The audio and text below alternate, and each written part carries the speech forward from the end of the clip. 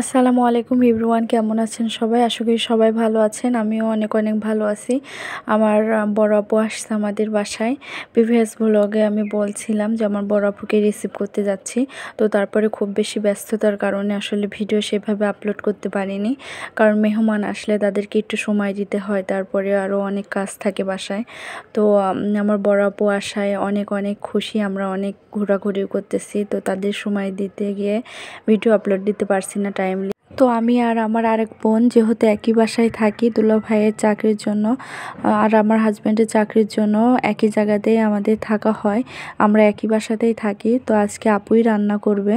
তো আপু এখানে মুরগির মাংস রান্না করবে। মুরগির মাংসের জন্য সব রকম মশলা দিয়ে দিল। আমার আপুও ভিডিও করে আর আমিও ভিডিও করি, তো দুজনেই ভিডিও করছিলাম। মেনলি রান্নাটা আপুই করছিল আর আমি পাশে থেকে ভিডিও করছিলাম, আপুও ভিডিও করছিল। তো এখানে আপু মুরগিটা ভালোভাবে কষিয়ে নিচ্ছে।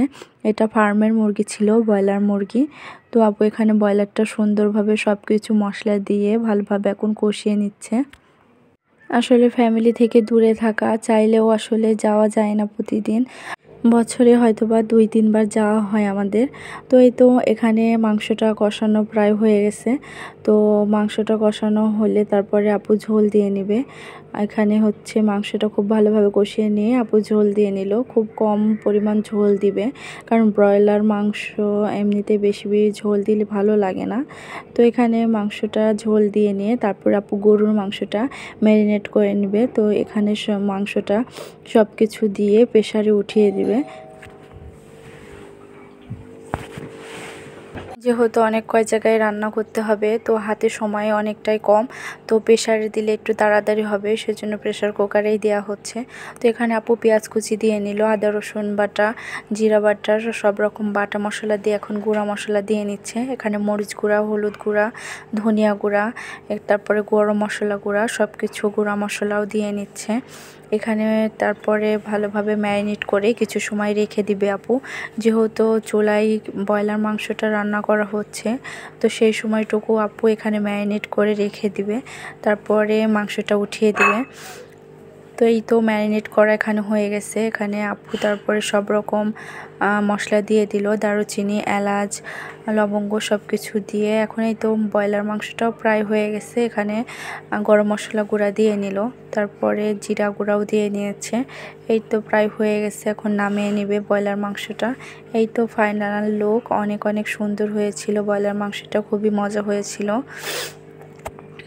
শীতের দিনে আসলে দিন খুব বেশি ছোট হয়ে যায়, দেখা যাচ্ছে সকালের খাওয়া দাওয়া করে উঠতে উঠতে আবার দুপুরের রান্নার সময় হয়ে যায়, আর রান্নাটা খুবই তাড়াহুড়োর মধ্যেই করা হচ্ছিল, কারণ সবাই খাওয়া দাওয়া করবে, দুপুরে টাইমলি খেতে দিতে হবে সবাইকে। তো এখানেই তো আপু গরুর মাংসটা একটু কষিয়ে নিচ্ছে, কষিয়ে নিয়ে তারপরে পানি দিয়ে দিবে। আপু বলল যে ম্যারিনেট করার পর একটু কষিয়ে নিয়ে রান্না করলে পানি দিয়ে দিলে ভালো হয় রান্নাটা। তো এখানেই তো তারপরে এখানে গরম মশলা দিয়ে আর একটু রান্না করে নিল। তারপরে এই তো ফাইনাল লুক। খুবই খুবই সুন্দর হয়েছিল গরুর মাংসটাও। আমার আপুর হাতের রান্নাও খুবই সুন্দর, সবাই অনেক প্রশংসা করছিল। তো এই তো তারপর পোলাও রান্না করা হবে। চাউলটাও অনেক আগেই ধুয়ে রেখে দিয়েছিল ঝাঁকাতে করে। তো তারপরে পেঁয়াজ কুচি দিয়ে নিল। পেঁয়াজটা খুব বেশি নাড়বে না, কারণ পেঁয়াজটা খুব বেশি কালারফুল হয়ে গেলে পোলাওটাও কেমন যেন একটু কালচে কালচে ভাব চলে আসে। তো এখানে ভালোভাবে পোলাও চালটা আপু কষিয়ে নিচ্ছিল। তারপরে পাশের চুলায় আমি বেগুন চাক করে নিচ্ছিলাম। বেগুন ভাজিটা পোলাওয়ের সঙ্গে খুবই ভালো লাগে, তো আমি বেগুন ভাজিটা গ্যাসের চুলায় করে নিচ্ছিলাম এখানে।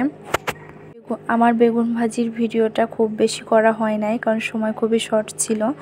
এই তো আপুর পোলাও প্রায় হয়ে গেছে। এখানে পোলাওটাও অনেক বেশি ঝরঝরা হয়েছিল। এই তো আপু বেরেস্তা দিয়ে নিচ্ছে, এখন কিছু কিশমিশ দিয়ে নিবে, তারপরে নামিয়ে নিবে পোলাওটা। আর সবাই বলবেন আজকে রান্নাগুলো কেমন হয়েছে। সব রান্নায় আমার আপু করেছিল। তো সবাই ভালো থাকবেন, সুস্থ থাকবেন। আল্লাহ হাফেজ।